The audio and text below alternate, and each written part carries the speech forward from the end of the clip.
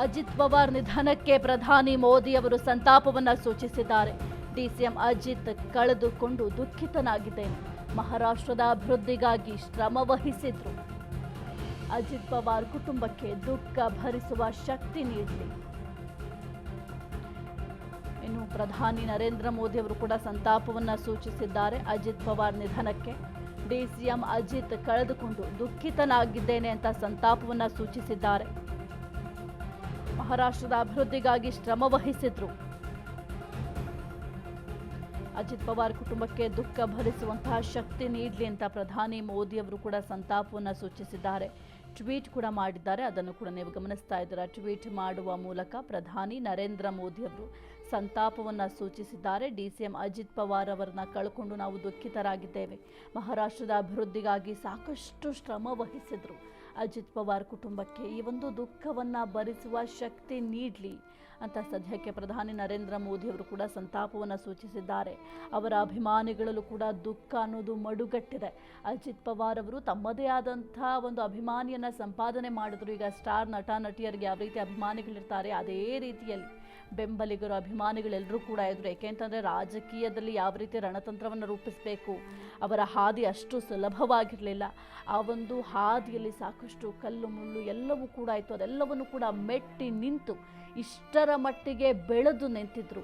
ಆದರೆ ವಿಧಿ ಕೈ ಕೊಡ್ತು ಅಂತ ಹೇಳಬಹುದು. ವಿಧಿಯ ಆಟದ ಮುಂದೆ ಯಾರು ಕೂಡ ಏನೂ ಮಾಡಲಿಕ್ಕೆ ಸಾಧ್ಯವೇ ಇಲ್ಲ ಅನ್ನೋದಕ್ಕೆ ಇದೊಂದು ಉದಾಹರಣೆ ಅಂತ ಹೇಳಬಹುದು. ಒಬ್ಬ ಮಹಾರಾಷ್ಟ್ರದ ಧೀಮಂತ ರಾಜಕಾರಣಿ ಇವತ್ತು ನಮ್ಮ ಜೊತೆ ಇಲ್ಲ. ಈ ಒಂದು ವಿಮಾನ ಅಪಘಾತದಲ್ಲಿ ಸಾವನ್ನಪ್ಪಿದ್ದಾರೆ. ಕೇವಲ ಅಜಿತ್ ಅವರಷ್ಟೇ ಅಲ್ಲ, ಅವರ ಜೊತೆ ಇದ್ದಂತಹ ಸಾಕಷ್ಟು ಒಬ್ಬ ಸಹಾಯಕರಾಗಿರಬಹುದು ಅವರೆಲ್ಲರೂ ಕೂಡ ದುರ್ಮರಣಕ್ಕೀಡಾಗಿದ್ದಾರೆ. ಭದ್ರತಾ ಅಧಿಕಾರಿ, ಓರ್ವ ಸಹಾಯಕ, ಇಬ್ಬರು ಪೈಲಟ್, ಒಬ್ಬ ಕ್ಯಾಬಿನ್ ಕ್ರೂ ಸಿಬ್ಬಂದಿಗಳು ಕೂಡ ಈ ಒಂದು ವಿಮಾನ ಅಪಘಾತದಲ್ಲಿ ಸಾವನ್ನಪ್ಪಿದ್ದಾರೆ.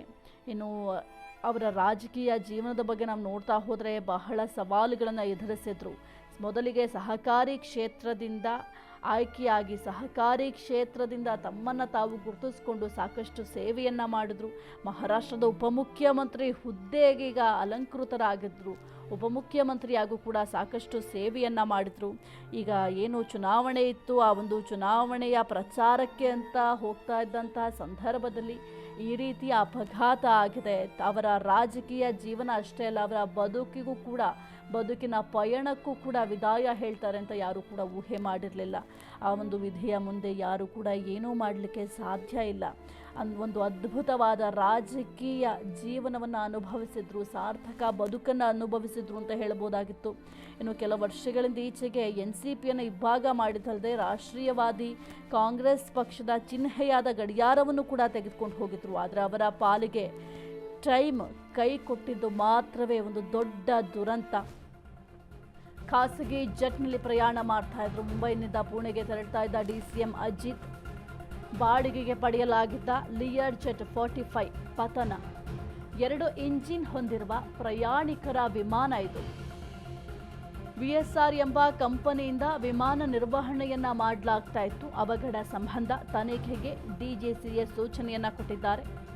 ವಿಮಾನಯಾನ ಮಹಾನಿರ್ದೇಶಕ ಫೈಜ್ ಕಿದ್ವಾಯಿ ಹೇಳಿಕೆಯನ್ನು ಕೊಟ್ಟಿದ್ದಾರೆ.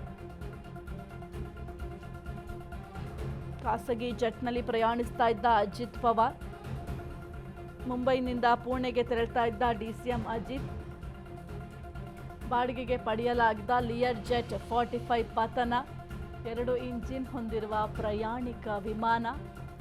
VSR ಎಂಬ ಕಂಪನಿಯಿಂದ ಈ ಒಂದು ವಿಮಾನವನ್ನು ನಿರ್ವಹಣೆ ಮಾಡಲಾಗ್ತಾ ಇತ್ತು. ಅವಘಡ ಸಂಬಂಧ ತನಿಖೆಗೆ DGCA ಅವರು ಸೂಚನೆಯನ್ನ ಕೊಟ್ಟಿದ್ದಾರೆ.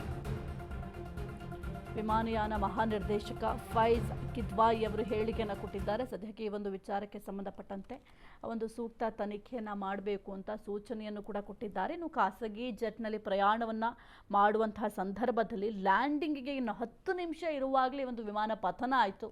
ಅದಕ್ಕೆ ಏನು ಕಾರಣ? ವಿಮಾನ ಪತನ ಆಗಲಿಕ್ಕೆ ಏನಾದರೂ ಟೆಕ್ನಿಕಲ್ ಇಶ್ಯೂಸ್ ಇತ್ತಾ ಅಥವಾ ಏನೆಲ್ಲ ಪ್ರಾಬ್ಲಮ್ ಆಗಿತ್ತು, ಅದೆಲ್ಲದರ ಬಗ್ಗೆ ಕೂಡ ಶೀಘ್ರವಾಗಿ ಎನ್ಕ್ವೈರಿಯನ್ನು ಮಾಡಬೇಕು, ತನಿಖೆಯನ್ನು ಮಾಡಬೇಕು ಅಂತ ಸದ್ಯಕ್ಕೆ ತನಿಖೆಗೂ ಕೂಡ ವಹಿಸಲಾಗಿದೆ. ಇನ್ನು ಅವಘಡ ಸಂಬಂಧ ಈಗ DGCA ಅವರು ಕೆಲವೊಂದಿಷ್ಟು ಸೂಚನೆ ಕೂಡ ಕೊಟ್ಟಿದ್ದಾರೆ. ವಿಮಾನಯಾನ ಮಹಾನಿರ್ದೇಶಕ ಫೈಜ್ ಕಿದ್ವಾಯಿ ಅವರು ಈ ಒಂದು ಹೇಳಿಕೆ ಕೂಡ ಕೊಟ್ಟಿದ್ದಾರೆ. ಸದ್ಯಕ್ಕೆ ಕೆಲವೊಂದಿಷ್ಟು ಸೂಚನೆಯನ್ನು ನೀಡಲಾಗಿದೆ ಅಂತ ಕೂಡ ಹೇಳಿದ್ದಾರೆ. ಸದ್ಯಕ್ಕೆ ಈ ಒಂದು ವಿಚಾರಕ್ಕೆ ಸಂಬಂಧಪಟ್ಟಂತೆ ರಿಪೋರ್ಟ್ ಬರಬೇಕಾಗುತ್ತೆ. ರಿಪೋರ್ಟ್ ಬಂದ ನಂತರ ಈ ಒಂದು ವಿಮಾನ ಯಾವ ಕಾರಣಕ್ಕೆ ಈ ರೀತಿಯಾಗಿ ದುರಂತ ಅಂತ್ಯವನ್ನು ಕಾಣ್ತು, ಅದು ಲ್ಯಾಂಡಿಂಗ್ನಲ್ಲಿ ಏನು ಪ್ರಾಬ್ಲಮ್ ಆಯಿತು, ಅದೆಲ್ಲದರ ಬಗ್ಗೆ ಕೂಡ ಇನ್ನಷ್ಟೇ ರಿಪೋರ್ಟ್ ಬರಬೇಕಾಗಿದೆ. ಆದರೆ ಈ ಒಂದು ವಿಮಾನ ಅಪಘಾತದಿಂದ 6 ಮಂದಿ ಸಾವನ್ನಪ್ಪಬೇಕಾಗಿತ್ತು. ಮಹಾರಾಷ್ಟ್ರದ ಉಪಮುಖ್ಯಮಂತ್ರಿ ಆಗಿರುವಂತಹ ಅಜಿತ್ ಪವಾರ್ ಅವರು ದುರ್ಮರಣಕ್ಕೀಡಾಗಿದ್ದಾರೆ. ಸಾಕಷ್ಟು ಕನಸನ್ನು ಕಂಡಿದ್ರು, ತಮ್ಮ ರಾಜಕೀಯ ಭವಿಷ್ಯವನ್ನು ಇನ್ನೂ ಎತ್ತರಕ್ಕೆ ಕೊಂಡೊಯ್ಯಬೇಕು ಅಂತ ಸಾಕಷ್ಟು ತಯಾರಿಗಳನ್ನು ಕೂಡ ಮಾಡ್ತಾ ಇದ್ದರು, ಸಾಕಷ್ಟು ಕನಸುಗಳನ್ನು ಕಂಡಿದ್ರು. ಆದರೆ ಆ ಯಾವುದೇ ಕನಸು ಕೂಡ ಈಗ ನನಸಾಗಲಿಲ್ಲ. ಎಲ್ಲ ಕನಸು ಕೂಡ ಈ ಒಂದು ವಿಮಾನ ದುರಂತದಿಂದ ಅಂತ್ಯ ಆಯಿತು ಅಂತ ಹೇಳಲಿಕ್ಕೆ ಬಹಳ ಬೇಸರ ಆಗುತ್ತೆ. ಇನ್ನು ಚಿಕ್ಕಪ್ಪ ಶರದ್ ಪವಾರ್ಗೆ ವಯಸ್ಸಾಗಿದೆ, ಅವರನ್ನು NCP ಪಕ್ಷ ಮುನ್ನಡೆಸೋದು ಸರಿಯಲ್ಲ ಎನ್ನುವ ಕಾರಣ ನೀಡಿ ಬೇರೆಯಾಗಿದ್ದ ಅಜಿತ್ ಪವಾರ್ ಮಹಾರಾಷ್ಟ್ರ ರಾಜಕೀಯದ ಪವರ್ ಆಗಿ ಗುರುತಿಸಿಕೊಂಡಿದ್ರು. ಆದರೆ ಈ ಅಪಘಾತವು ಮಹಾರಾಷ್ಟ್ರದ ಅತ್ಯಂತ ಪ್ರಭಾವಿ ಮತ್ತು ವರ್ಣರಂಜಿತ ರಾಜಕೀಯ ವ್ಯಕ್ತಿಗಳಲ್ಲಿ ಒಬ್ಬರ ವೃತ್ತಿ ಜೀವನವನ್ನು ದುರಂತವಾಗಿ ಮೊಟಕುಗೊಳಿಸಿದೆ.